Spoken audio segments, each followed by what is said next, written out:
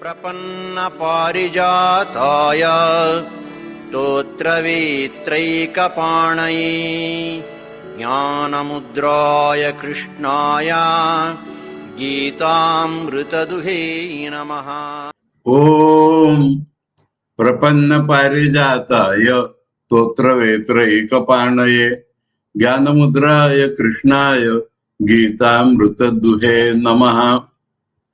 We are studying Srimad Bhagavad Gita with Shankar's commentary, and we are read up to Shloka 22 from the 13th chapter.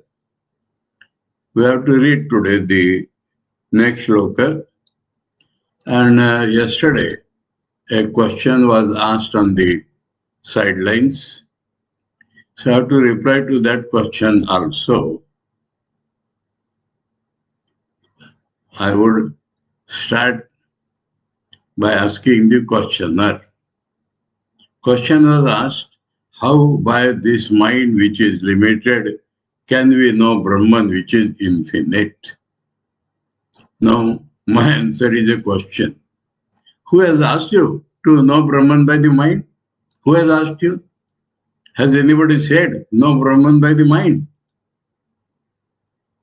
Brahman is infinite. What can mind know? Mind knows only objects. Mind does not know itself also. Mind does not know itself also. No question of knowing Brahman. So mind is useless in order to know Brahman. Mind is useful only to know the objects, internal or external, nothing more. So throw away the mind. Are we only the mind? Are we only the mind? We have been asked to know Brahman. And here in the commentary, Shankar starts with that. Know Brahman as I am that. To know I am that, mind nowhere comes. Mind creates duality always. We don't want the mind at all. So we are not only mind. We are not mind at all. Mind is called an upadhi. Something which is not our real nature, but it is a limiting adjunct. Today we feel we are the mind. But when illumination comes, we are neither mind nor the buddhi behind it, nor even the I consciousness, the limited I consciousness. I consciousness as associated with this body-mind complex cannot know Brahman. But that is not my real nature.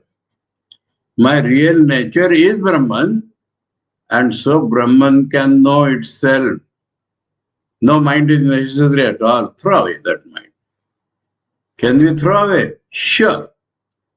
Because we are not the mind, so we can throw away the mind. Now, for the sake of understanding, one incident which I repeatedly told in several occasions, let me repeat one more time. My teacher, my Swami, was sitting on a chair and I was standing just behind him. There was no subject going on, no context and nothing. And he exclaimed, mind is not the instrument of God realization. Suddenly, from blue, he exclaimed, mind is not the instrument of God realization. So I started thinking, mind is always, I don't know whether the questioner has included buddhi also in the mind. Because mind as we know it is the instrument given to us for cogitating, thinking of pros and cons, pros and cons. Mind always runs between the two poles. Is it so or is it not so? Is that person coming, is he my friend so and so or is he not so? That is how the mind functions. So I thought at that time that he must be meaning that mind is always like this, So it cannot know Brahman, it has no certainty at all. So what gives certainty? Buddhi. The intellect is the instrument given to fix up something. So tentatively in my mind I thought that he must be meaning that not mind but buddhi is the instrument of God realization, because it will certainly fix up something. And when I had reached this tentative thought in my mind, he exclaimed the next sentence: intellect is not the means of God realization. Then an illumination came in me. Oh, intellect, even if it is knows Brahman, I am not knowing that. I want to know Brahman. Intellect is an instrument. Intellect is not I. And if that intellect knows Brahman, what is that to me? So, though intellect may decide and all that, but what is that to me? I am not intellect. I want to know Brahman. So another tentative thought came in me that he must be telling that it is ego or I consciousness which will know Brahman. And at that point he exclaimed, ego is not the instrument of God realization. Then I thought, what does he mean? Ego also is a wave in the mind. Ego or the small I consciousness is also a wave in the mind. Every wave in the mind is bipolar. One side I, one side the object. So, how one can know Brahman by a wave? Brahman is not an object, again, to be known by a wave. And Brahman is self-light, self-illumination is the nature of Brahman. So does it require some I other than that to know it? Do we require to know sun by taking a lamp towards the sun, a battery, to see the sun? So this I consciousness, not only mind, but this I consciousness is too small, too limited to know Brahman. So it shook me, and I reached conclusion tentatively in my mind. Now it was not a tentative thought, but a conclusion. That waveless mind can know Brahman, which is called Chitta in Indian languages. The tranquil mind, the waveless mind, there alone the Brahman will be reflected correctly. And that is how I shall know Brahman. And when, like a conclusion, I had reached this thought, he exclaimed, Chitta is not the instrument of God realization. So, I understood immediately that Chitta as the best gives the perfect reflection, but not Brahman. Chitta giving the perfect reflection, and I am seeing that reflection, so it gives a thought, I am that Brahman. But it's again a thought, it is only a reflection only. So what does he mean? He did not tell anything up to that, and it was not necessary at all. We come back to the thought which I started. We are Brahman, so we know Brahman. So God in me, God which is my real nature, will know itself. That is what Shankar is telling here. Knowledge means identification. Brahman is infinite. It is not an object. So it does not require another subject to know it. And another subject cannot know it because it is not an object. Another thing, Brahman has its own light. So as I said, to see the sun, we do not put up a torch or a candlelight and see the sun. We see the sun in the light of the sun. It's an example only, but that is the best example.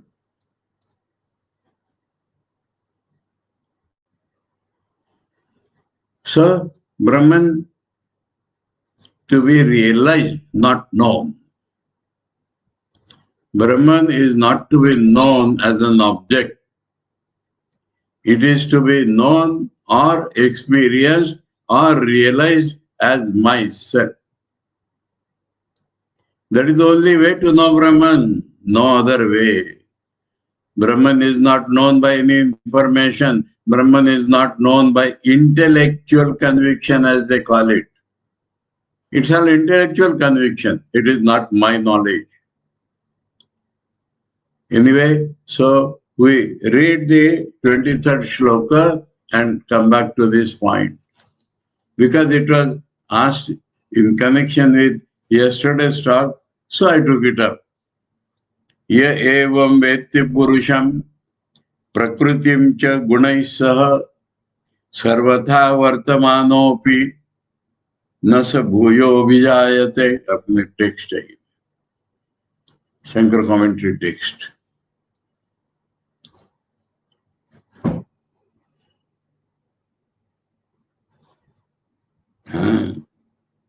Immediately understood there is a misprint in my book. I had guessed that.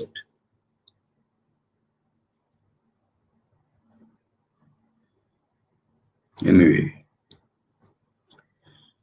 ya evam vetti purusham.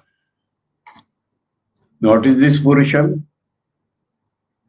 Not the purusha prakriti purusham. In the last shloka, we are told parapurusha. Purusha para. Purusha para is felt by the sadhak in several ways. That was the topic. So it was about the parapurusha, not this apparent purusha, not the reflected purusha, which has been told as anadi and all that. It is nothing but paraprakriti. So parapurusha evam vetti.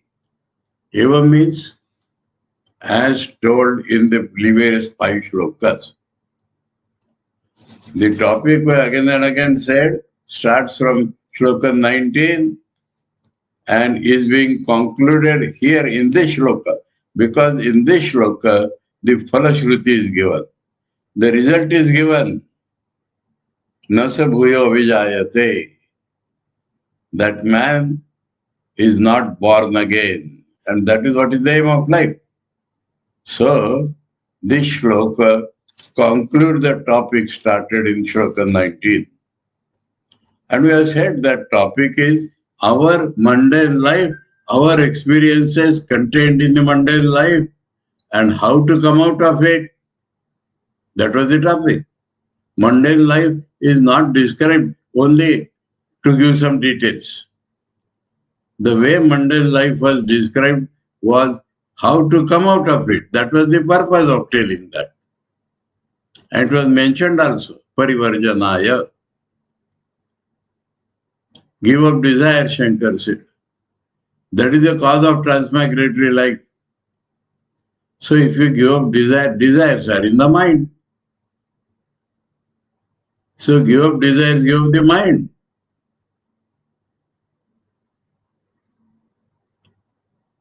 So that topic, ya evam vetti purusha. Evam means the way in which it is described in the previous shloka as well as right from 19th shloka.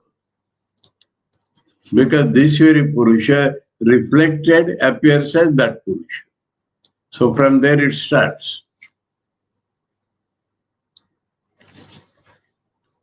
And also knows, Vaiti, Prakritim cha gunai sa Vetti. He knows Prakriti. That means he knows that everything else is Prakriti. That is how to know Prakriti. Kshetra, they were told like that. That to know Purusha means to know that I am that Purusha. To know Prakriti means to know that I am not that Prakriti. That is no Prakriti. And Gunaisa, so Prakriti and its functions. That is what we call Maya or Avidya.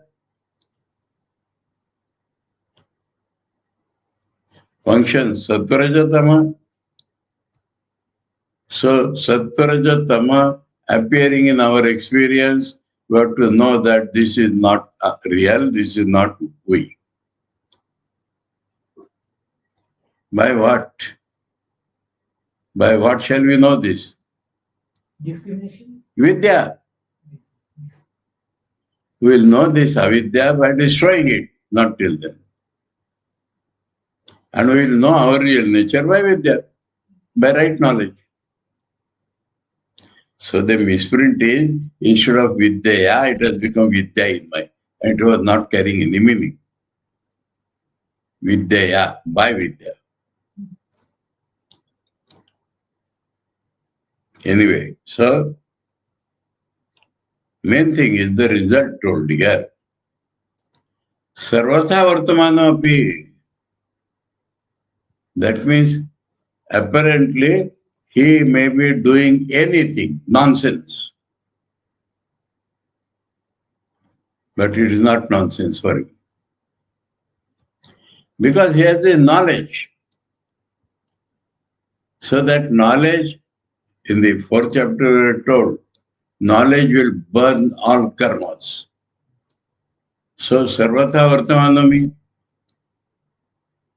he may live anywhere, he may live in any way he likes. That is sarvatha vartamanam. Nasa bhuyo abhijayate. So this body is there. When this body drops, he will not have to take another body. Bhuyo, again, he is not born. So final statement.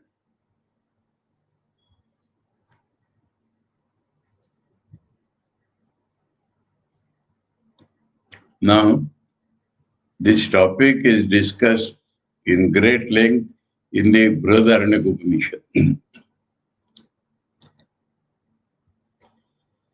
That book is here or not? May not be. If you quickly get to take one green cover, Shankar Granthavali or something, Shankar Vachanamrita, that book. What is there? Otherwise, I will tell.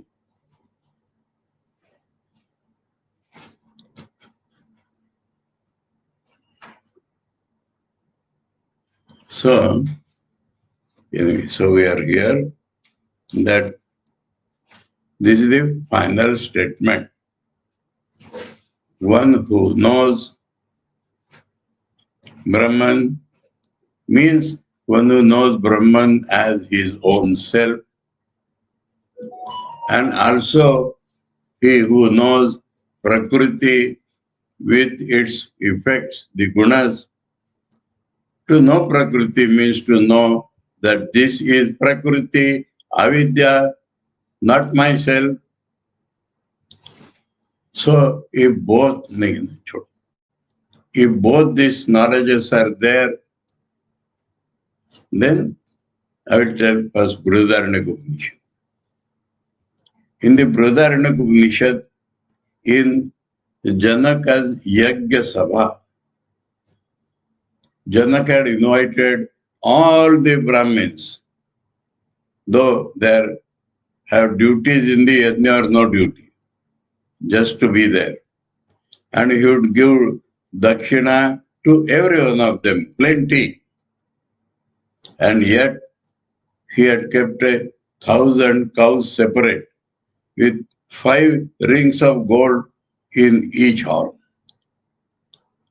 And that he would give to that Brahmin, which is proved to be superior than all others in telling about Brahman. That was the condition. So no Brahmin ventured to say, I am the best. Yajnavalkya got up and asked his disciple, Somashrava, carry the cows to our ashram. So all the Brahmins, especially Janaka's chief priest, they became disturbed. Do you mean to say you are the superior? He said, whoever is the superior, I bow down to him. I want cows for my ashram. He said, that will not do. Okay, then you ask me questions, I will reply. Or I will ask you questions, you have to reply. So they started asking one by one. Now Janaka's priest was expert in Karmakanda. So a lot of questions on Karmakanda were asked, and Yajnavalkya past master. So he went on replying. Then there were 2 good Brahmins, Ushastha and Kahor. They thought, taking positively, they did not want to make any debate. But when Yajnavalkya is available, why should we waste our time in Karmakanda? So Ushastha asked, half answer in that question, half knowledge. Yat sakshat aparokshat brahma ya atma sarvantara tanmay bruhi. Tell me about that Brahman which is the innermost reality of all and which is to be directly perceived, aparoksha.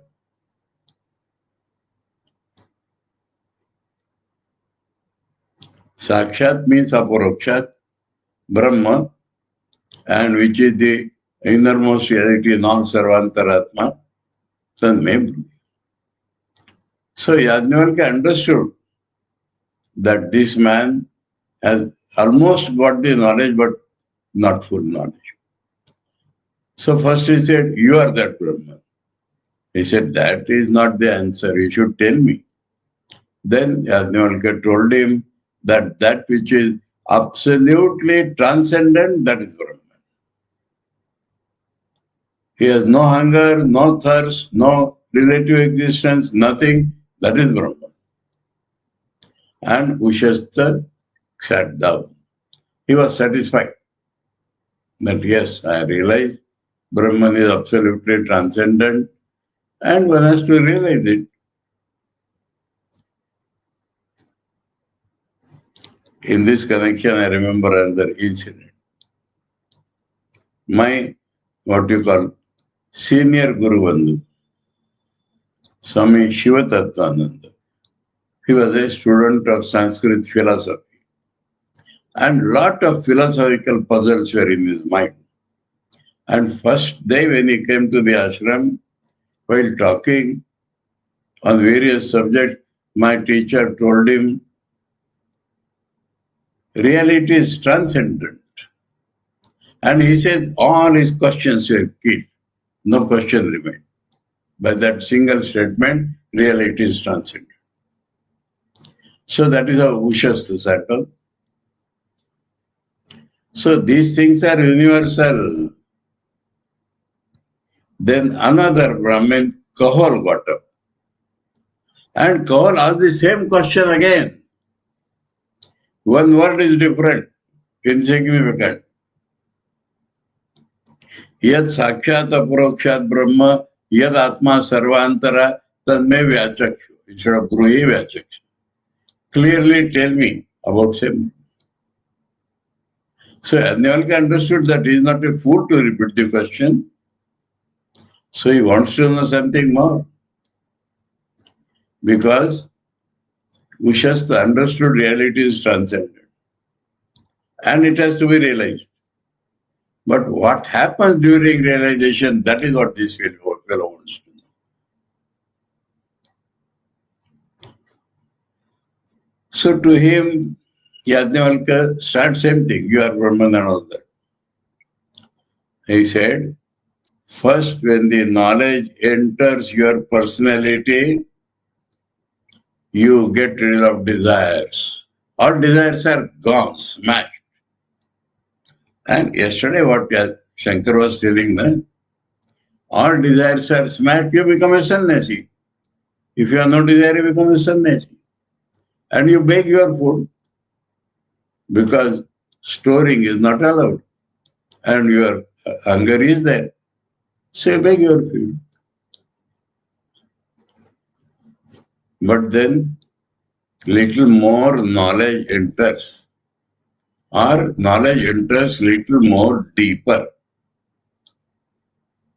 Then what happens to that sannyasi? He becomes a pandit. Now, pandit is not a scholar here. Pandit is described in the Gita in the beginning.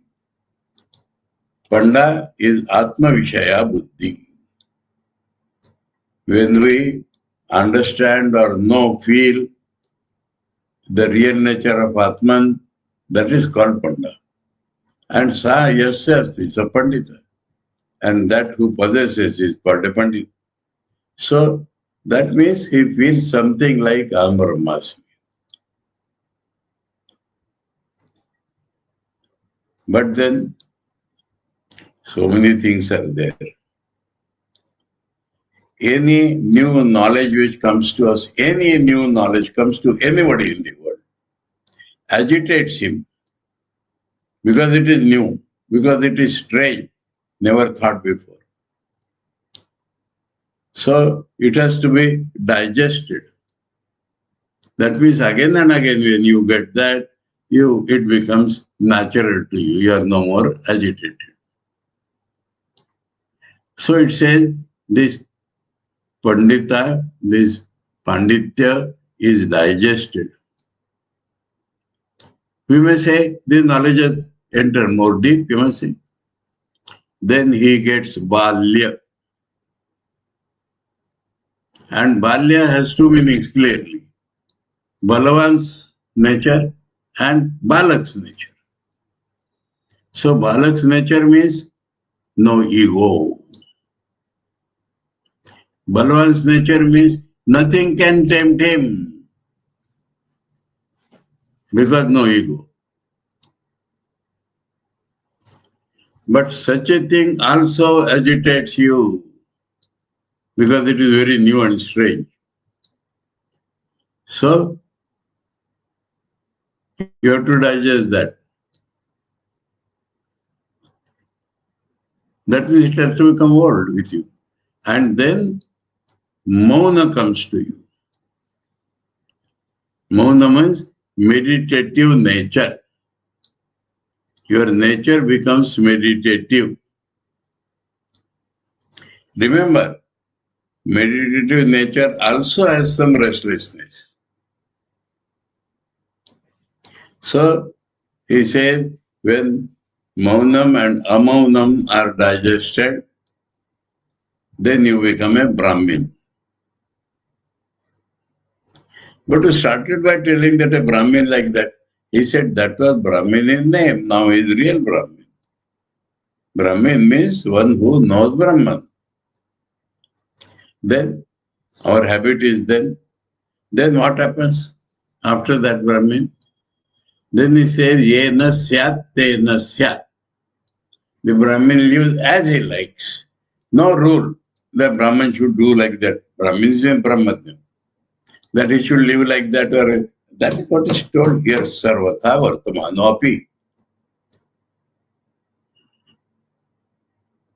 So no rule for that Brahmin. Absolutely.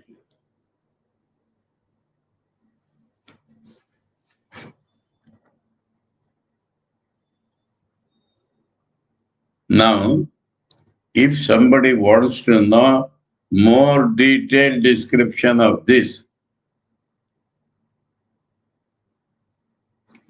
there is a stotra by Shankaracharya.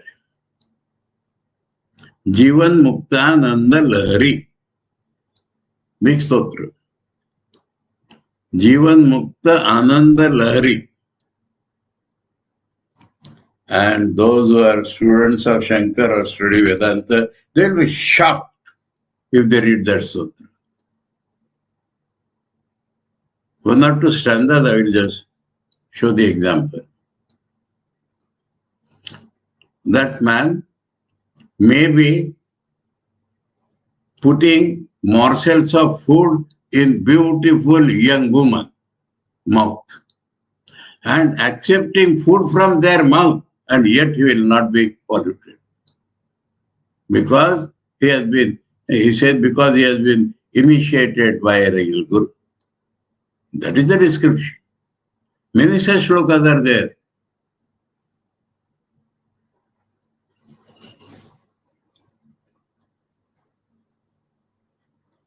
So, sarvatha vartamano api. Sarvatha is sarvatha.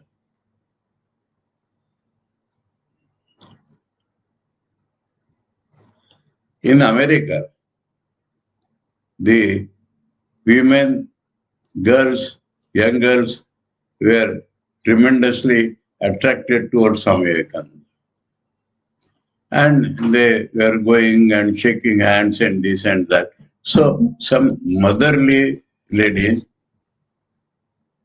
they felt little careful. And they told Swamiji, you have to be very careful. Girls in our country are not good. They should not bring your mind down. Swamiji said, my mother, don't worry at all. In India, I have lived alone nights.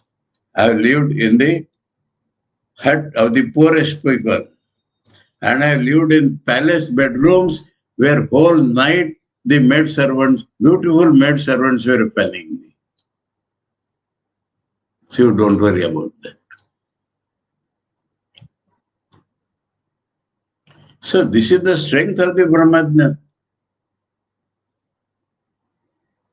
Otherwise, we have to be careful, we have to be protective, then what is the life for us? Like that we have to continue. My teacher once asked Mahaprabhuji, his guru, that is life this? What? Some bad thought comes and we control it. Is this much life? Mahaprabhuji said, what are you talking, my boy? The way you are going forward, after a few days, you will come to ask me how a bad thought can come at all. So everything points out to our going beyond. Sarvatha vartamano api. Understood? So, nacha bhuyo vijayate. There is no question of his being born again. Then what about the remaining life? That is called prarabdha karma. There is a momentum on him that will carry the body. And when this body drops, he will not be born again. Okay? Shankar says, Tam evam yathokta lakshanam atmanam. So Atma, as we have told before, as the Gita has told before, that Parapurusha being the Atman, evam means yathokta prakarena vetti. Yathokta prakarena means that he himself is that. That is yathokta prakarena. Purusham sakshat ahamiti. He has given that. Yathokta prakarena purusham vetti means sakshat, direct, ahamiti. That I am that. Prakritim cha yathoktam. Prakriti also he knows, as has been described, avidya lakshanam, that it is wrong knowledge. Gunai swavikara sa, that means Prakriti along with its effects. Nivartitam, abhavam apaditam vidyaya. So what is the meaning of knowing Prakriti? That means destroying it. Knowing Prakriti means nivartitam, finishing it. He makes it still clear. Abhavam apadetam. Reduced to non-existence. Vidyaya. Look at there. You don't have commentary. No, that was a misprint here. I checked with his book, so I am asking. How? By Vidya, by the right knowledge. Wrong knowledge can be killed only by right knowledge. So this is the meaning. Sarvatha, sarva prakarna vartamana api. So bhuya puna patite asmin vidvat sharire. Vidvat sharire, huh? That body itself has become knowing body.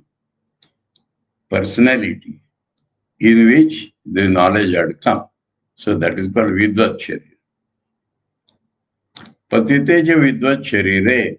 When that body falls off, dehantaraya na vijayate. He is not born again, he has not to take any body again. Na utpaddate. Dehantaram na grunnati ityartha. He does not take another body, that is the meaning. Shankar adds here. Here, sarvatha vartamano api. That means even if he lives anywhere or anyway, he does not take another body. So Shankar says, api shabdat. So this even tells us something more. Kimu aktavyam svavruttasto na jayate vipraya. Svavruttasto means a normal man of knowledge, how he will behave. So like that if he behave, then there is no question of not being born here. Even if he lives anywhere, anyway, he will not be born again. So this even suggests us that if he lives a normal Brahmana life, in elsewhere he has said, Dhyana, Jnana, Kriya. So he's busy in meditation and talking about Brahman. So such a man will not be born again, and there is no doubt at all. That Shankara adds from the word even. Okay? Now, objections. If you reduce anything to mathematics, you are smashed. In Vedanta, no mathematics is allowed. Nanu, yadyapi jnanotpatti anantaram punarjanma bhava ukta, though you are telling that after knowledge is born, there is no rebirth, tathapi prajnanotpatte krutanam karmanam. So that life he has done some work before he got knowledge. What is that called? Uttara kala bhavinam cha yani. He will continue to do some work after knowledge. Kriyaman is name, one of the names. Huh?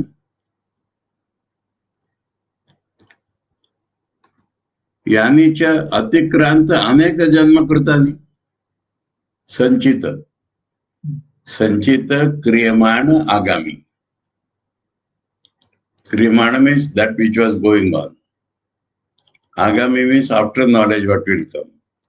And Sanchita means for life after life he has done.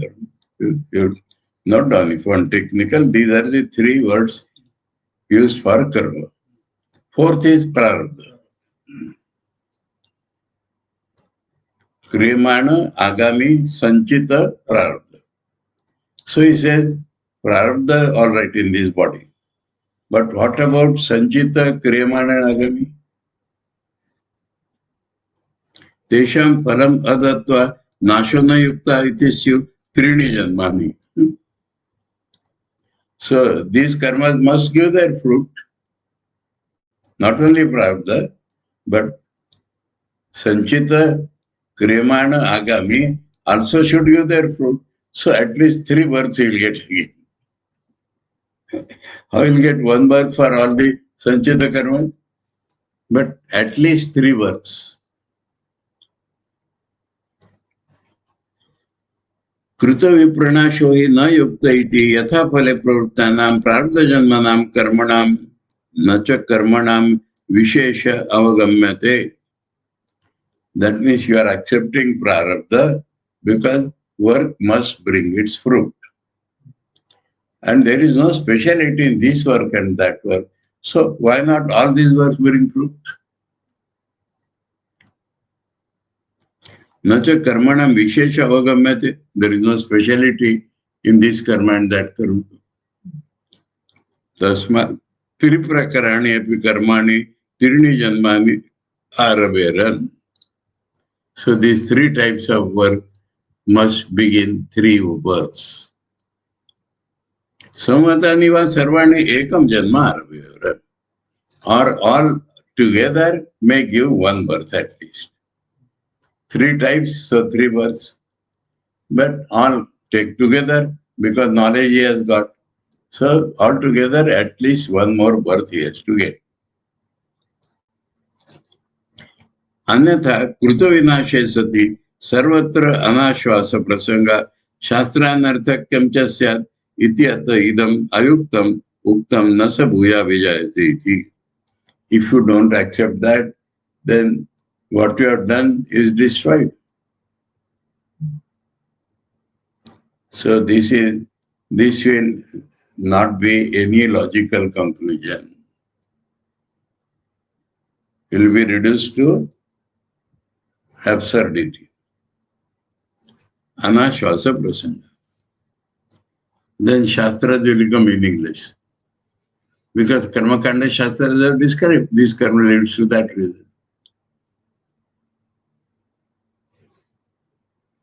So what you ask, he is not considering Vedanta. Vedanta has told that knowledge will come, karmas will go.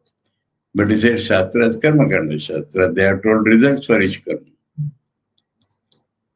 So, idam ayuktam uktam nasa bhuya vijay. So what has been told here by Bhagavan is wrong. That you will not be born again. Ayuktam means illogical, not logical. Now Shankar replies. He says, go to Vedanta first and see what the rishis have told. Na kshiyante chasya karmani tasmin drishte paravare brahma veda brahmaiva bhavati tasya tavadeva chiram. This Chandogya includes prarabdha. Till his body falls, he has some sort of a bondage. Some sort means he is enjoying that. But after the body falls, nothing. Rishika tu lavat sarvani karmani praduyante. Like a wick of cotton, it is burnt. All karmas are burnt. Ityadi shruti shatebhya. So hundreds of Veda Vakya ukto vidusha sarva karma daha. In Gita also it was told. So vidusha, for the man of knowledge, all karmas are burnt. Hundreds of Vedanta Vakyas are telling. He api cha ukta yathai davasi ityadina sarva karma daha vakshati cha. So here also told in the fourth chapter, as Indan, firewood, is burned in fire. So all the karmas are burned by knowledge. Sarva karma daho vakshati cha. And this thing will be told again and again also in remaining chapters. Upapattescha. Now he says, apply logic.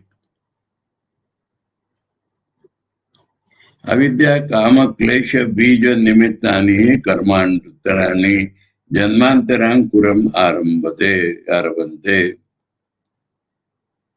Avidya kama karma.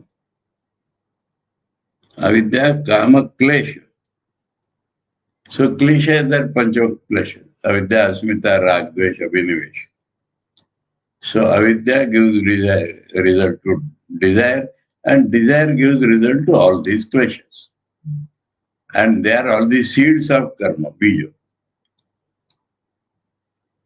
Bija nimittani, the causes of the seed of future karma. Hi karmani janmantarankuram ara. So next birth has the sprout of that bija. This is the seed and this seed will sprout, that will give you next birth. Logic is applying. Here picture, साहंकाराभिसंधिनी कर्माणि फलारंभ करणे न इतराणि इति तत्र तत्र भगवता उत्तम. Karma done with I consciousness only binds you, has been told here again and again. Big shloka had gone that Hatvapisa iman lokan nahanti naripati. We refer to Bhagavan himself. Bhagavan causes pralay, then big sin.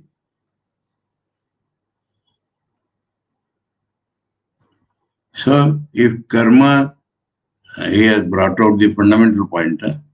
Avidya kama karma vanti. Karma done with I am the doer binds. If karma is done without I am the doer, that is jnana-nishta. So only karma done with I consciousness binds him, otherwise not. Yajnarthat karma, there also we are told. Yajnarthat karmano anyatra karma bandhanam.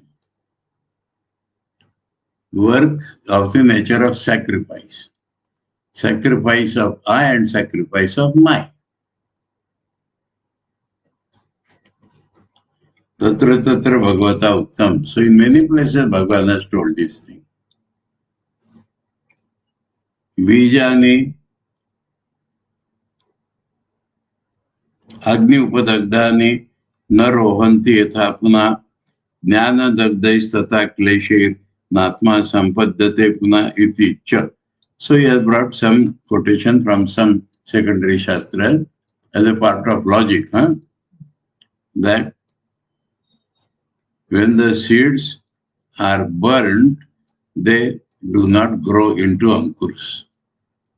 So by jnana, these karmas are, bijas are burned, then that kleshas do not come. So, okay. Now some further questions. He has replied, Astu tavat ज्ञानोत्पत्ति उत्तर काल कृतानाम कर्मणाम ज्ञानेन दाहो ज्ञान स्वभावित्वात् न तो यह जन्मने ज्ञानोत्पत्ते प्राक कृतानाम अतीत अनेक जन्मांतर कृतानाम च दाहो युक्ता. So he ready to accept about one karma, agami. Because he has got knowledge now, so whatever he does will be born to accept. But what about those two, which he has done before, and sanchita karmas?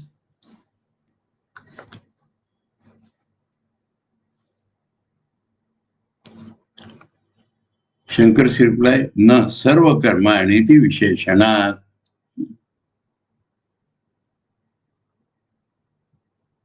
Sarvani karmani pradhyante na. So everywhere jnana burns all karma, not this karma or that karma.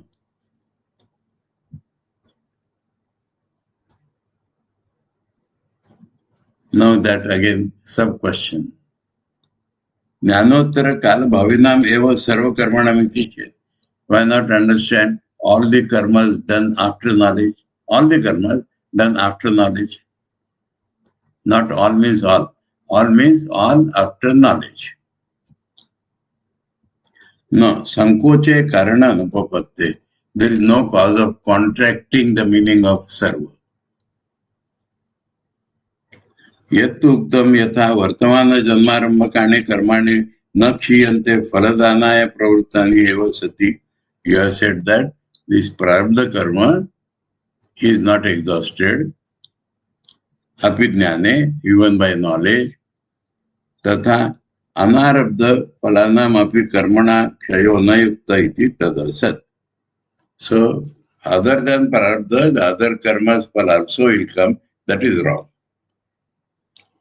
That means that which has, you accepted that the karma momentum which has come will give its fruit. So you said that other karmas also will give fruit. That is wrong.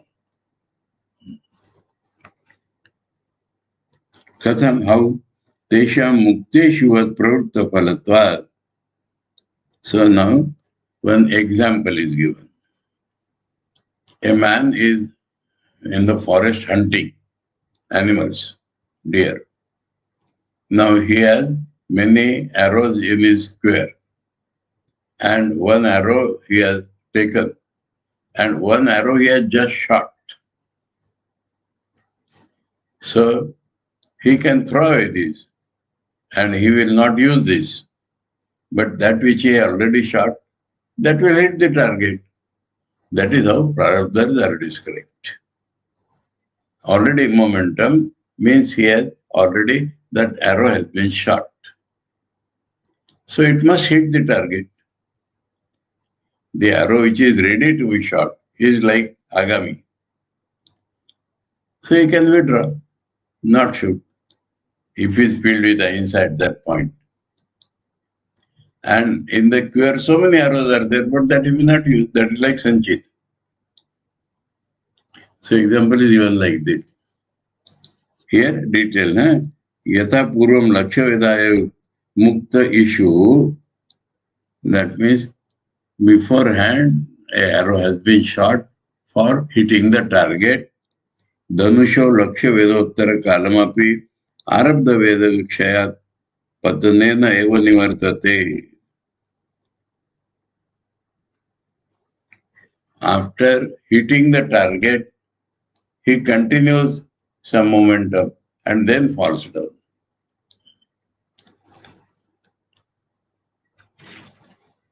एवं शरीरारंभकम कर्म शरीर स्थिति प्रयोजने निवृत्ते अपि आ संस्कार वेगक्षयात् पूर्ववत् वर्तते एव.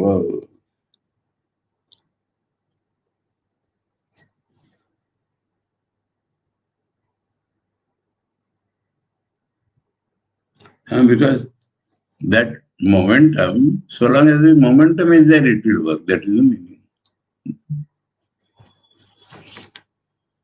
As after hitting the target also, momentum continues. Like that, prarabdha karma means it has given birth to this body. But there it does not end. Some momentum is there on this body, that much it will give. Seva ishu pravritti nimitta anarabdha vegatu amukta dhanushi pravritta api upasamvriyate. Pravritti nimitta anarabdha vega. That means he feels ahimsa. So even the arrow which he has put on the bow, he can remove. Dhanushi prayukta api upasamvriyate. Tata anarabdha phalani karmani swashraya sthani eva danena nirbiji kriyante. Swashraya sthani avi. That means those karmas which have not begun to give fruit, jnana has burned everything. Iti patite asmin vidvat sharire nasa bhuyo vijayate iti yuktam eva uktam iti siddham. So what Bhagavan said is logical. So he has explained Sanchita and Kriyamana and everything because by that example, that which has already been shot will carry momentum. But that which is on the bow, he can remove. And that is in the quiver, he will not use it.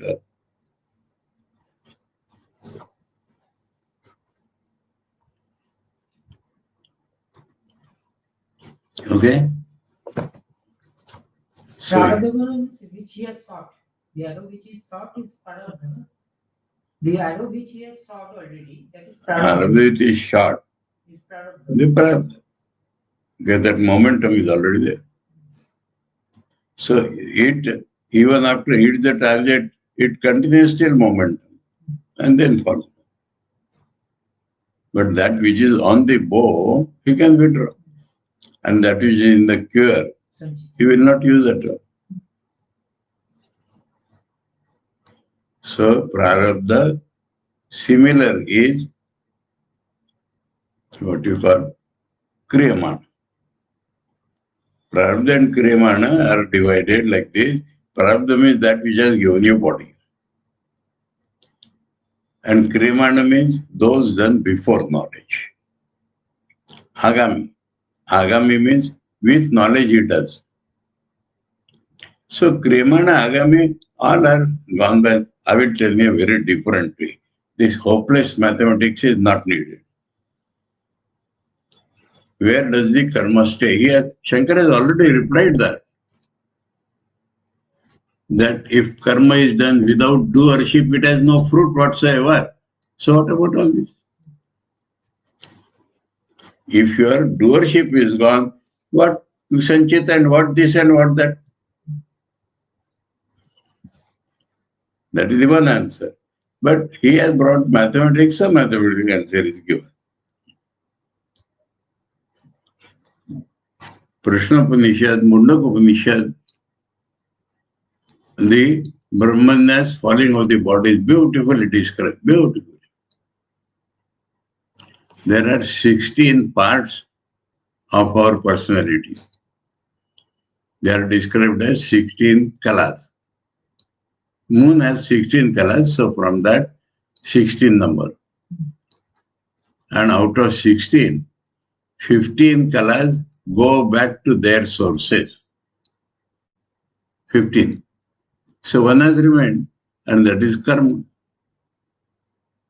And no doubt, karmani vijnanamayascha atma pare ave sarve eki bhavanti. Where this karma stays? In the vijnanamaya atma. I am the doer. So karma stays in I am the doer consciousness. So these two, by knowledge, they are gone. Gone means they have become one with Brahman. Vijnana Atma, what happens to Vijnana Atma? It becomes one with Brahman. So along with that, karma also becomes one with Brahman. Karmani Vijnanamayasya Atma Pare Ave Sarve Eki Bhavanti. In that Para Ave which we are talking about, they are merged in that. That is the answer. Okay? So, enough for today.